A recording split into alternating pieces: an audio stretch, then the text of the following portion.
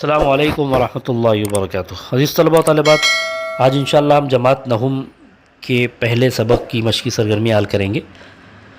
تو پہلی سرگرمی دی ہوئی ہے، مصنف کے نام کے سامنے سوانح کا نام لکھیے۔ تو الطاف حسین حالی نے کون سی سوانح لکھی ہے؟ دو سوانح عمریاں لکھی ہیں انہوں نے۔ یہاں آپ کے سوانح عمری میں دو سوانح عمریوں کا تذکرہ ہے، ایک ہے یادگار غالب، دوسری آپ کو لکھنا ہے حیات جاوید۔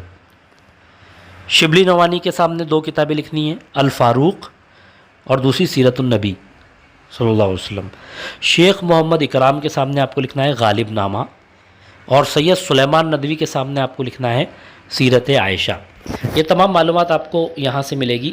جو آپ کا سوانح عمری کا جو کالم ہے، اس میں آپ نیچے سے تیسری لائن میں دیکھیں گے تو یہاں سب لکھا ہوا ہے، یادگار غالب اور حیات جاوید، اس کے سامنے حالی لکھا ہوا ہے، الفاروق اور سیرت النبی کے سامنے شبلی لکھا ہوا ہے، سیرت عائشہ کے سامنے سید سلیمان ندوی، اور غالب نامے کے ساتھ شیخ محمد اکرام۔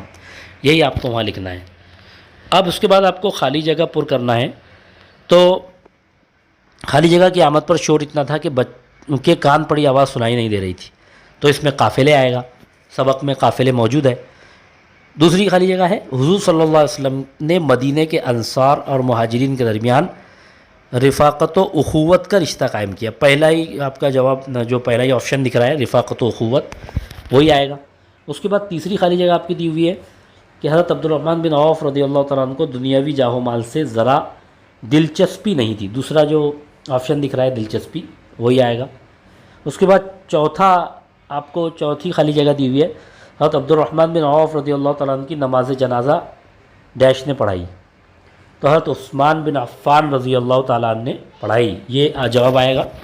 اس کے بعد سبق کے حوالے سے درج ذیل کے لیے ایک لفظ لکھنا ہے۔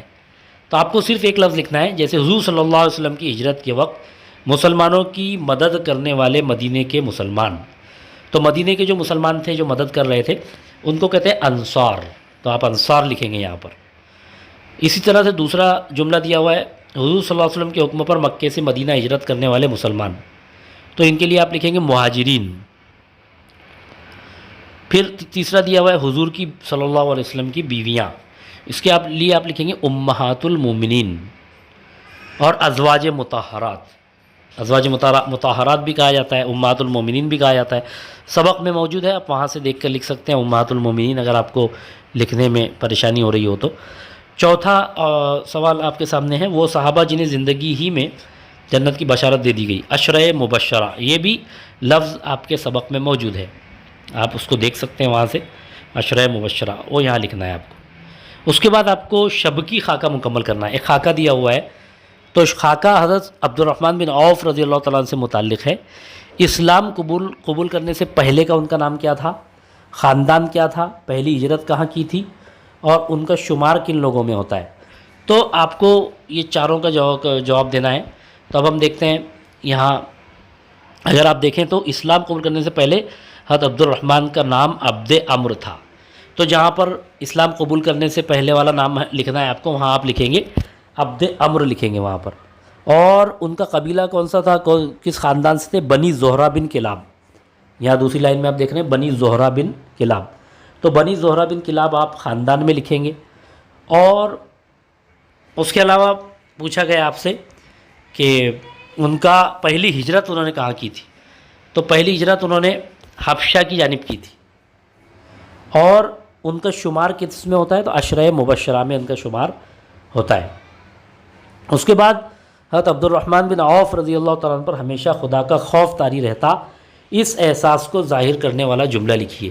تو جب آپ سبق میں دیکھیں گے کہ کس جملے سے پتہ چلتا ہے کہ وہ اللہ تعالیٰ سے بہت ڈرتے تھے اور ان کو اللہ کا خوف بہت زیادہ تھا، تو اگر ہم یہاں دیکھیں کہ یہ آپ دیکھ رہے ہیں مجھے خدشہ ہے کہ کہیں ہماری نیکیوں کا بدلہ ہمیں دنیا ہی میں نہ دے دیا جائے، اس جملے سے پتہ چلتا ہے کہ وہ اللہ تعالیٰ سے کا بہت خوف ان کے اندر تھا۔ تو آپ یہ جملہ لکھیں گے، مجھے خدشہ ہے کہ کہیں ہماری نیکیوں کا بدلہ ہمیں دنیا ہی میں نہ دے دیا جائے، یہ جملہ آپ لکھیں گے۔ اس کے بعد آپ کو آگے پوچھا گیا ہے سوال کہ سارے اہل مدینہ ابن عوف کے مال میں شریک ہیں، اس بیان کی سند پیش کرنے والے جملے لکھیے۔ اب کن جملوں سے پتہ چلتا ہے کہ سب اہل مدینہ آپ حضرت عبد الرحمن بن عوف رضی اللہ عنہ کے مال میں شریک ہیں، تو پہلا جملہ تو آپ یہی لکھ لیں گے کہ انہوں نے 700 اونٹوں کا قافلہ مدینہ کے لوگوں میں تقسیم کر دیا، جو پہلے ہی ہمارا دوسرے پیراگراف میں جو موجود ہے۔ تو آپ یہ یہاں سے لکھ لیں گے کہ عبد الرحمن، ہاں تیسرا پیراگراف آپ دیکھیں کہ انہوں نے اونٹوں پر سے سارا مال اتروایا اور مدینے کے لوگوں میں تقسیم کر دیا۔ ظاہر بات ہے پورے مدینے کے لوگوں میں تقسیم کیا انہوں نے، تو اس کو یہ جملہ آپ لکھیں گے۔ اس کے بعد آپ لکھیں گے کہ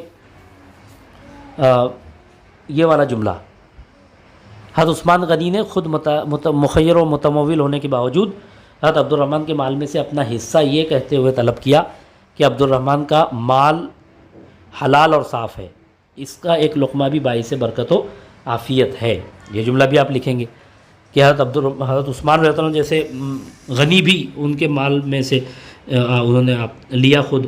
اس کے بعد آپ یہاں پر بھی لکھیں گے کہ غزوہ تبوک کے موقع پر جب جنگی ساز و سامان کی ضرورت پیش آئی، حضرت عبد الرحمن بن عوف نے 200 اوقیہ سونا اللہ کی راہ میں پیش کر دیا۔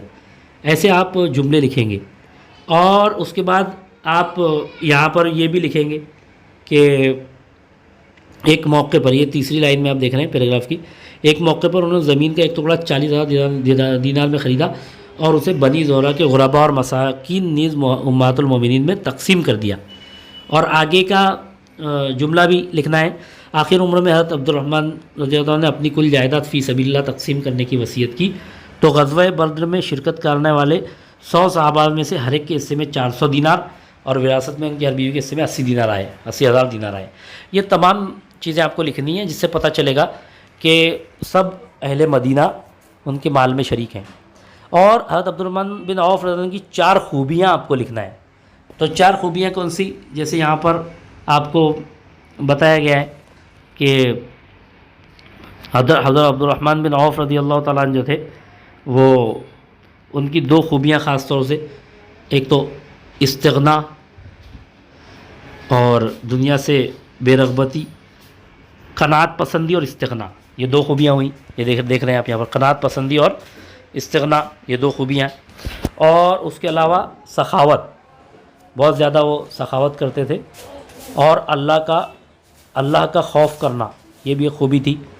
تو ایسی کئی خوبیاں تھیں جن میں سے 4 آپ کو لکھنا ہے، قناعت پسندی، استغنا اور سادہ زندگی، بیریا زندگی، اس کے علاوہ سخاوت، اللہ کا خوف، یہ ساری ان کی خوبیاں تھیں، یہ آپ کو لکھنا ہے۔ تو اس میں سے کوئی بھی 4 آپ لکھ سکتے ہیں۔ اس کے بعد آپ کو سوال پوچھا گیا ہے کہ خط کشیدہ لفظوں کے ہم معنی لفظ لکھنا ہے۔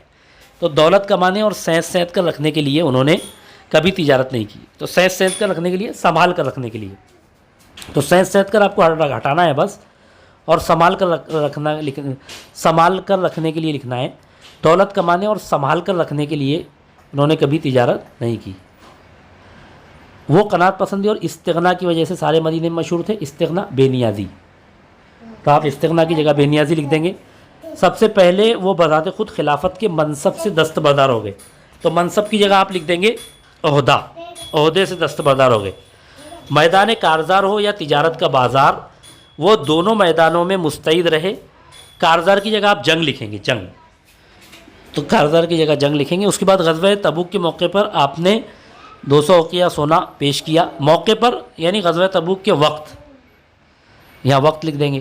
قافلے کو دیکھنے کے لیے لوگ ایک دوسرے کو آوازیں دے رہے تھے، قافلے کی جگہ آپ کارواں لکھ دیں گے، کارواں کو دیکھنے کے لیے لوگ ایک دوسرے کو آوازیں دے رہے تھے۔ اس کے بعد آپ کو ہدایت کے مطابق عمل کرنا ہے۔ تجارت، زراعت، غزوات، دولت، ان میں آپ کو جمع کا لفظ پہچاننا ہے۔ تو آپ دیکھ رہے ہیں، دیکھیے یہ تو آسان ہے، تجارت، زراعت اور دولت یہ واحد ہیں، اور جمع آپ دیکھ رہے ہیں کہ غزوات، یہ جمع ہے، تو آپ جو ہے وہ غزوات کو الگ لکھ لیں گے، جمع کا لفظ ہے۔ 700 اونٹوں کا قافلہ مدینے کی گلیوں سے گزر رہا تھا۔ صفت عددی تلاش کرنا ہے، تو جہاں پر عدد آئے گا وہ صفت عددی آ جائے گا، 700 یہ صفت عددی ہے۔ تیسری سرگرمی دی ہوئے قواعد میں عبد الرحمن کا مال حلال اور صاف ہے، اس کا زمانہ آپ کو لکھنا ہے، تو یہ زمانہ حال ہے، آپ لکھیں گے زمانہ حال۔ تو اس طرح سے آپ کو یہ سرگرمیاں مکمل کرنی ہے۔